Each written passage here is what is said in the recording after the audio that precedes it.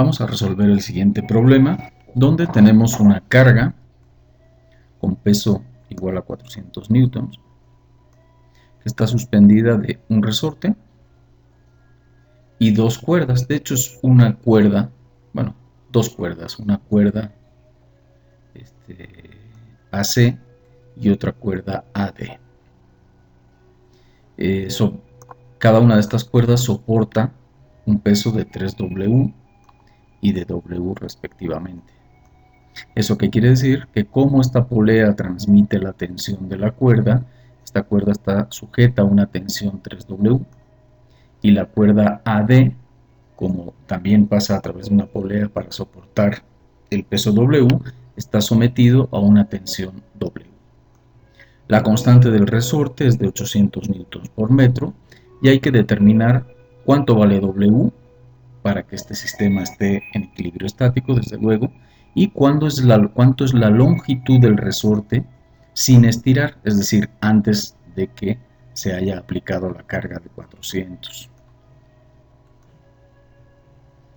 Lo primero es plantear el diagrama de cuerpo libre. Este generalmente es uno de los pasos más complicados, pero probablemente sea el más importante. Cuando tenemos un caso como este, donde las fuerzas coinciden en un punto, el punto de coincidencia es el más indicado para trazar nuestro diagrama.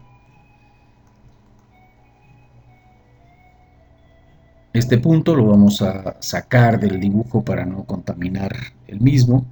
Y lo que vemos es que sobre este punto de coincidencia de todas las cuerdas actúan diferentes fuerzas. Uno, la fuerza de tensión del resorte AB. Otra, la fuerza ejercida por el peso de la carga, que son 400 newtons. Y, como comentaba, tanto en la cuerda AD como en la cuerda AC, sus fuerzas, como esta cuerda se continúa a través de una polea, serían iguales las tensiones a los pesos que están soportando. Entonces tenemos 3W para la cuerda AC y una tensión de W para la cuerda AD. Vamos a analizar la fuerza 3W. Para ello lo que vamos a hacer es el triángulo que forma esta cuerda con la horizontal y la vertical, la vamos a sacar y vamos a ver la fuerza 3W, que sus componentes deben de ser una horizontal y una vertical, y si el ángulo que forma la cuerda AC con la horizontal le llamamos alfa, pues evidentemente la componente horizontal es 3W por el coseno de alfa y la componente vertical es 3W por el seno de alfa. Asimismo, si analizamos la fuerza AB,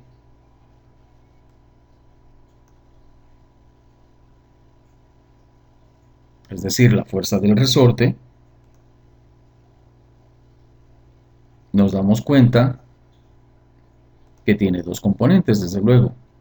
Si llamamos beta al ángulo que forma el resorte con la horizontal, pues tendríamos que las componentes son FAB por el coseno de beta y FAB por el seno de beta. Analizando la fuerza W, es decir, el cable AD,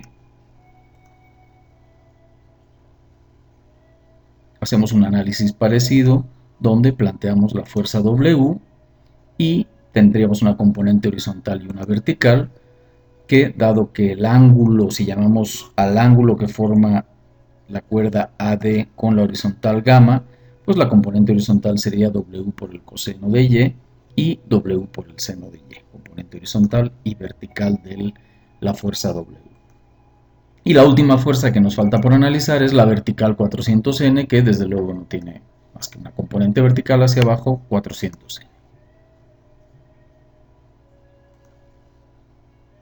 Ya tenemos definidas todas las componentes de todas las fuerzas que actúan sobre el punto en estudio.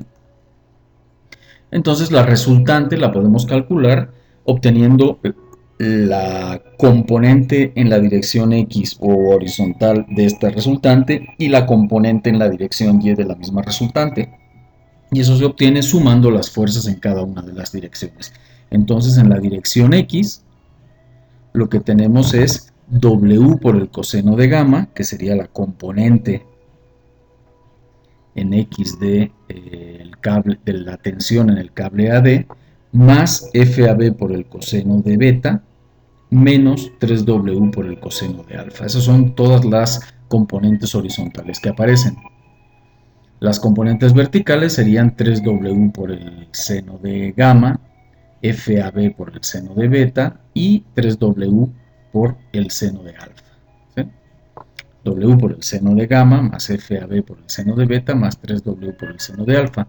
Y nos faltaría nada más la fuerza, que es vertical, por eso no tenía componente horizontal, que es de 400 newtons, que sería hacia abajo, por eso lleva el signo menos, porque la flecha, digamos, la fuerza va hacia abajo. Es contraria a las demás componentes verticales, que todas van hacia arriba.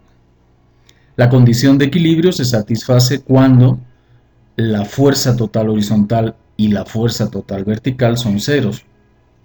Entonces lo que hacemos es las dos expresiones anteriores las igualamos a cero, y lo que tenemos son dos ecuaciones con dos incógnitas. Las incógnitas son W, que desconocemos, y de hecho se nos pide en el problema, y FAB, que sería la fuerza en el resorte, que también desconocemos.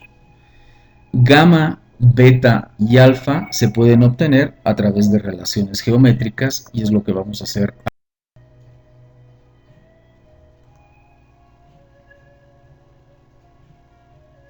Vemos los tres triángulos en los cuales se definían los ángulos.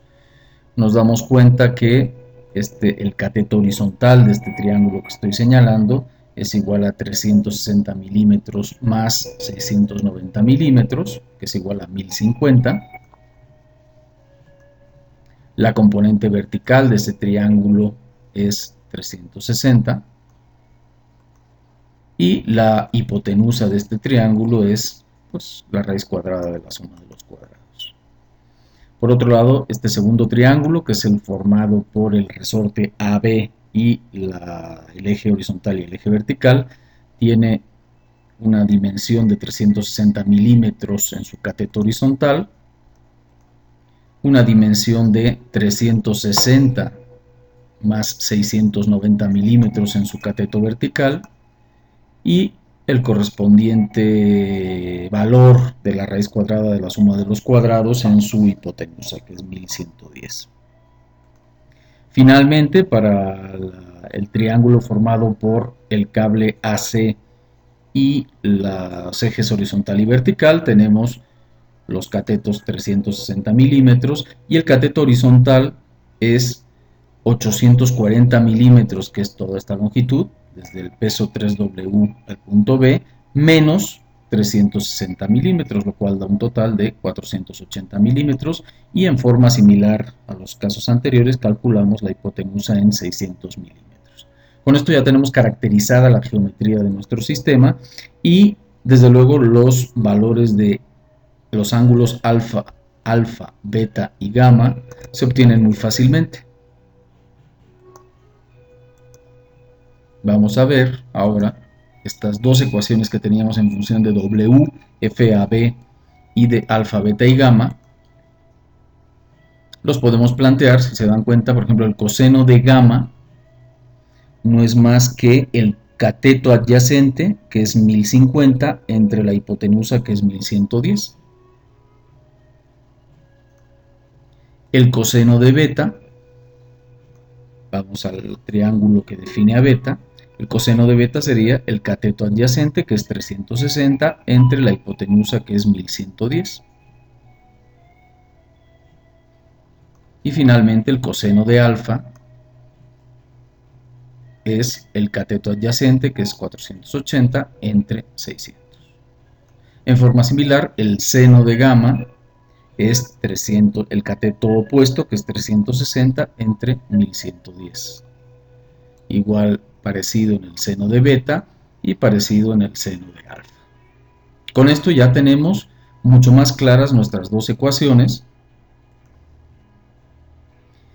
Si nosotros sustituimos todos los valores y hacemos las operaciones correspondientes, nos vamos a dar cuenta que de la primera ecuación nos queda despejando FAB, que FAB es igual a 4.4833 de W.